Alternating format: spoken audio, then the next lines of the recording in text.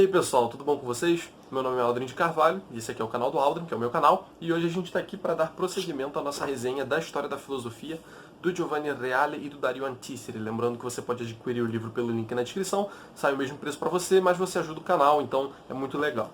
E hoje o vídeo é bem rápido, tá? A gente vai falar só um pouquinho sobre o que aconteceu no Perípato, né, no Liceu Aristotélico, depois do Aristóteles. Né? Uma vez que o Aristóteles morreu, o que aconteceu ali com a escola que ele fundou. A gente vai ver que foi um destino bem trágico, bem ruim, assim como foi para as obras dele. As obras do Aristóteles ficaram muito tempo longe de circulação, pelo menos boa parte delas, e isso vai influenciar bastante o pensamento daqui em diante.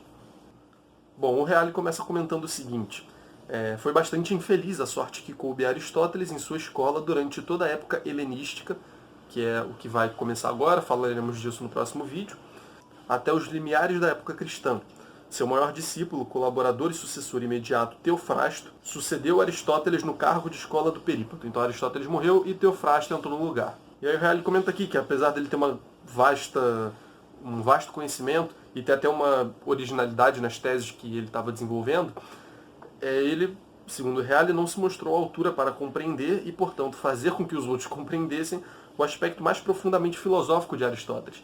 Então, era certamente um filósofo que tinha ideias originais e ideias interessantes, segundo o Reale, consistentes, só que ele não teve a capacidade devida de entender o pensamento aristotélico e de transmitir aos discípulos do Aristóteles, né, as outras pessoas do Perípato, e também para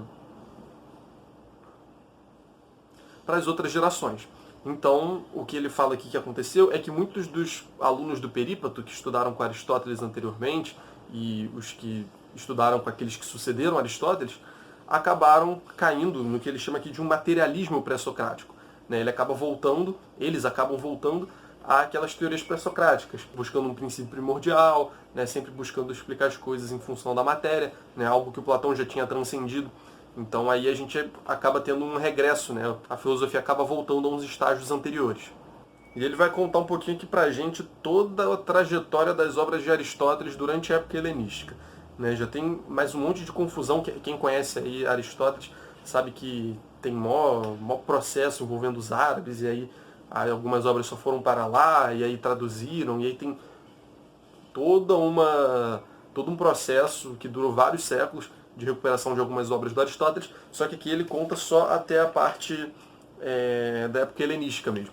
Então, só nesse comecinho já teve muita confusão, né? Já foi e voltou de um monte de lugares as obras. Bom, então os escritos do Aristóteles estavam com Teofrasto lá no Liceu, no Perípato. E aí, ao morrer, ele deixou os prédios do Perípato à escola, mas ele legou a Neleu a biblioteca que continha todas as obras que não foram publicadas do Aristóteles. Então a biblioteca passou a ser desse tal de Neleu.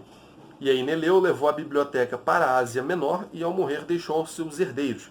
E aí estes, né, os herdeiros, esconderam numa cantina os manuscritos para evitar que caíssem nas mãos dos reis atalidas que trabalhavam na construção da biblioteca do Pérgamo. E aí os escritos permaneceram ocultos até que um bibliófilo chamado Apelicão os comprou, levando-os novamente para Atenas. E aí, pouco tempo depois desse Apelicão morrer, os manuscritos, foram confiscados por Sila e levados a Roma, onde foram confiados ao gramático Tirânion para a transcrição.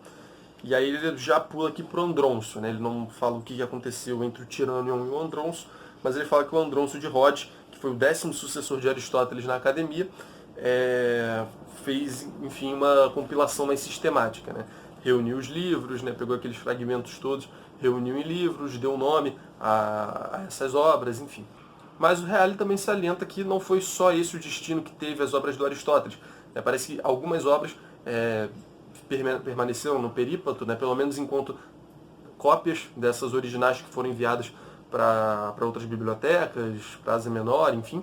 Então, alguma coisa de Aristóteles permaneceu sim no Perípato e na divulgação, né, digamos assim, permaneceu ainda acessível às pessoas, mas, no geral, as partes mais importantes foram mantidas ocultas por 2 séculos e meio, mais ou menos.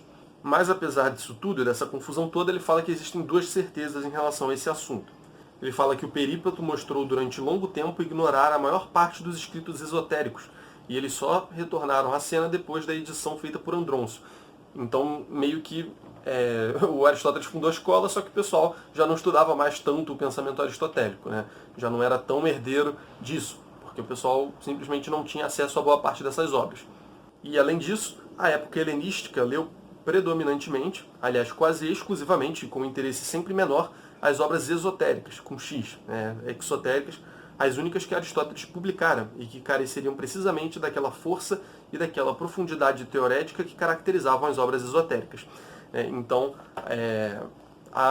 havia as obras que eram feitas para o público, que eram publicadas, as obras que eram guardadas, e as obras que eram guardadas tinham uma profundidade teórica, filosófica muito maior. Então, você estudar o Aristóteles só pelos escritos que estavam disponíveis ao público, que o próprio Aristóteles tinha publicado, acabava que era muito insuficiente. Então, eles tinham uma visão relativamente menor do que era o pensamento do Aristóteles, e assim acabou não influenciando tanto a época helenística, que é o que a gente vai começar a falar no próximo vídeo. E assim o Perípato não se alimentou tanto disso, e a filosofia que veio depois também não se alimentou tanto do Aristóteles. Ele vai dizer aqui que o alimento espiritual da nova época provinha já de outras escolas, o movimento cínico do Jardim de Epicuro, da Estoá de Zenão e do movimento cético de Pirro. Bom, pessoal, esse foi o vídeo, muito mais curto, só para passar essas noçõezinhas aí finais, para a gente entender por que, apesar de Aristóteles ter sido um dos grandes filósofos dessa época, ele não influenciou tanto imediatamente aqueles que vieram depois.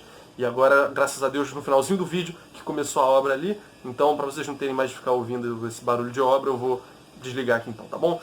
Deixem um gostei se gostaram do vídeo, inscrevam-se, divulguem para quem vocês acharem que possa se interessar e comprem o livro pelo link na descrição do vídeo, ok? Valeu!